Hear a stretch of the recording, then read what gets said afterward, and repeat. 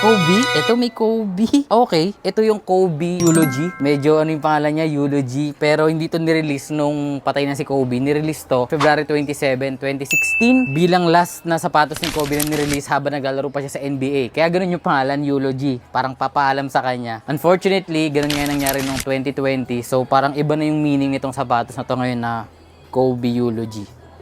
Ayun, meron pa siya dito ng 824 niya, oh. Tapos parang snakeskin yung pattern dito. Okay dito sa totoo lang Kaso nga lang medyo mataas yung price. Hindi natin price na mababa sa 1,000 piso. So ang gagawin natin, punta tayo dun sa 40% off. Kasi dun baka makakuha tayo ng New Balance.